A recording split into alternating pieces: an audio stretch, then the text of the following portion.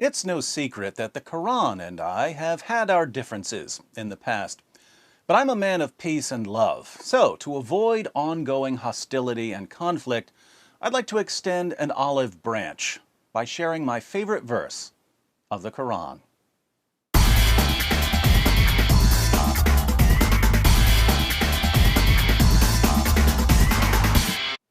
You might think that my favorite Quran verse is the verse I quote most frequently, Surah 9 verse 29, where Allah commands Muslims to violently subjugate Jews and Christians. But this isn't my favorite Quran verse at all. I just quote it a lot to help people understand 14 centuries of jihad. Since Surah 9 verse 29 isn't my favorite Quran verse, you might think that I'm referring to one of the amusing verses I often use to refute common Muslim arguments. For instance, when Muslims claim that the Quran contains scientific miracles, I like to point out that the Quran says that Dhul Qarnayn traveled so far west he found the place where the sun sets, and that the sun sets in a muddy pool, and that stars are missiles that Allah uses to shoot demons to keep them from sneaking into paradise and listening to his secret plans, and that semen is formed between the backbone and the ribs. As helpful as these verses are, however, they're not my favorite. My favorite verse of the Quran is found in Surah 33, Surat al-Ahzab, one of the most freakishly disturbing chapters of the Quran, and that's saying something. What's amazing about Surah 33 is that, as nauseating as it is, we only have about a third of what it originally said. What we have today is what was left after Muhammad's wives and others sanitized it by removing some of the most abominable and sickening parts. Muslim sources show that more than 100 verses of Surah 33 are now missing. In Abu Ubaid's Kitab Fada'il al-Quran, Aisha declares, Surat al-Ahzab, Surah 33, used to be recited in the time of the Prophet with 200 verses, but when Uthman wrote out the codices, he was unable to procure more of it than there is in it today. Surah 33 in today's Quran only has 73 verses, but it originally had around 200. That's a lot of missing verses. And we know what some of these missing verses said. In Sunan ibn Majah, 1944, we read, It was narrated that Aisha said, the verse of stoning and of breastfeeding an adult 10 times was revealed, and the paper was with me under my pillow.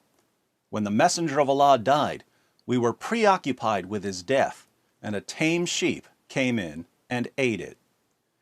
We discussed the verse of breastfeeding an adult 10 times in my Sheepgate video, which I'll link to at the end of this video in case you haven't seen it yet. In brief, before more than 100 verses were removed from Surah 33, one of the verses said that if a man and a woman aren't married to each other but they need to be alone together for some reason, the woman is required to breastfeed the man 10 times so that he'll feel like her son and won't be tempted to have sex with her.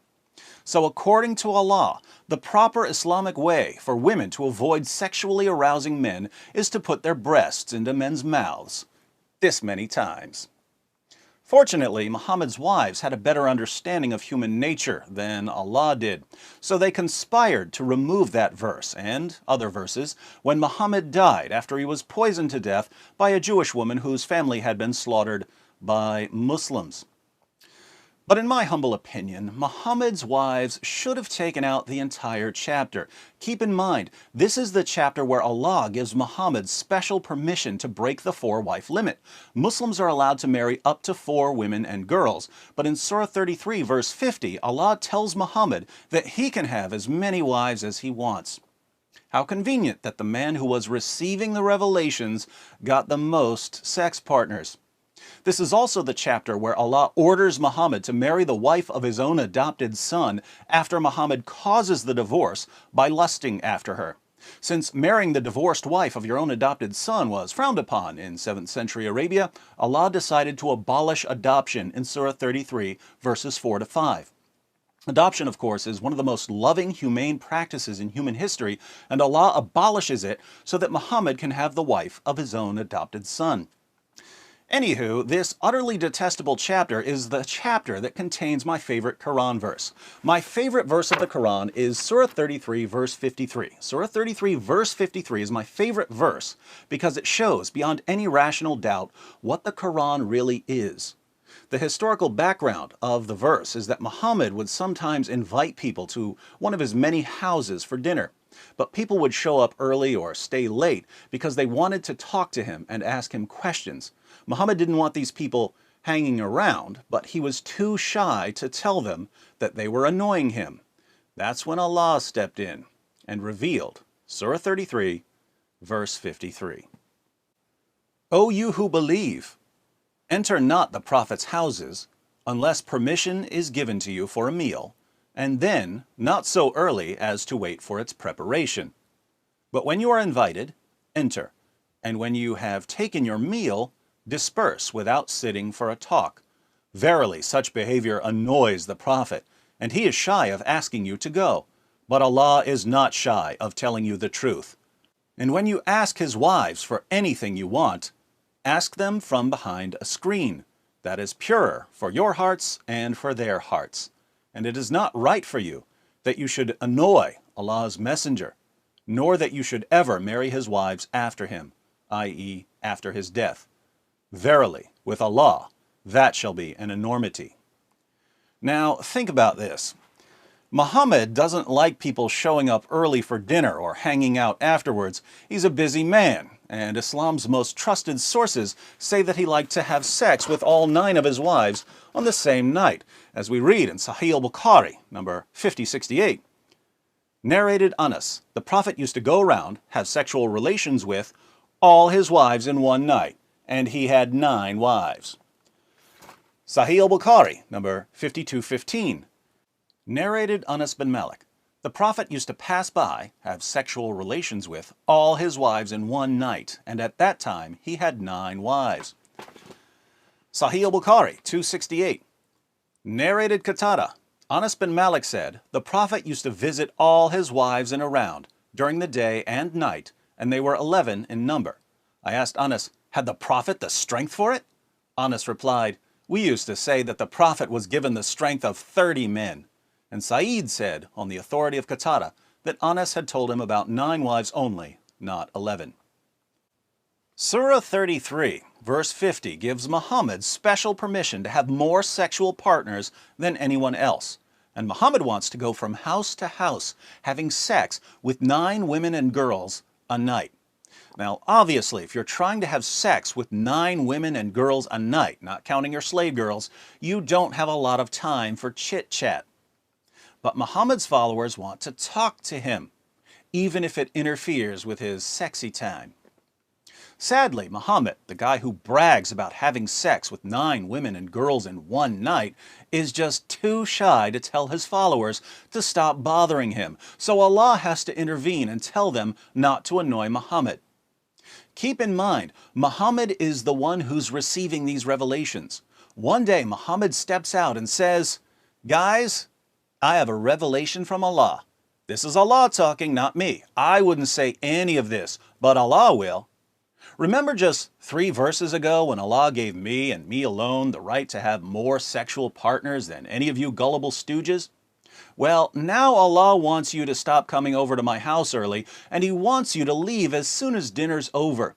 Again, I wouldn't say any of this. I'm just too shy. But Allah's not shy. He wants all of you to stop annoying me, stop talking me to death, stop asking me questions when I've got better things to do than spend my evenings with people who are too stupid to see what's going on here.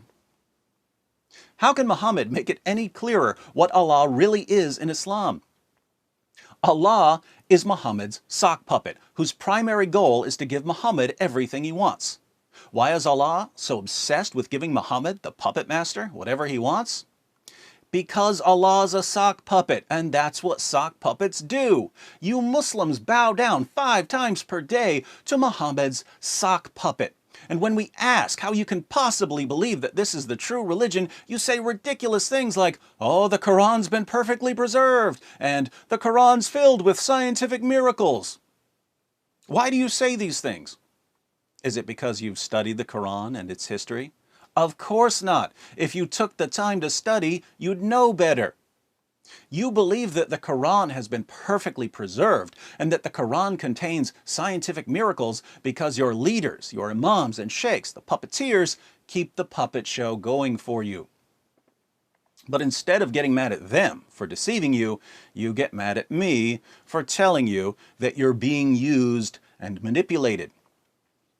Now, I'm sick of being the bad guy all the time, so I'm not going to tell you that you need to grow up and learn to study for yourself instead of mindlessly believing what your lying leaders tell you. I wouldn't say that to you because I want to be nice. But I'm happy to inform you that I recently received a revelation from Allah. And Allah isn't nice. He tells you what you need to hear, even if it hurts. Grow up and learn to study for yourself instead of mindlessly believing what your lying leaders tell you. Listen to the super genius David Wood, or you're doomed. And be sure to watch this video about Muhammad's wives conspiring to remove parts of the Qur'an. Pretty creepy reducing Allah to a mere sock puppet, don't you think? But Surah 33, verse 21 of the Qur'an says that Muhammad is the pattern of conduct for mankind. So if Muhammad treated Allah like his personal sock puppet, and Muhammad is the pattern of conduct for mankind, the only way we can avoid treating Allah like this is to reject Islam.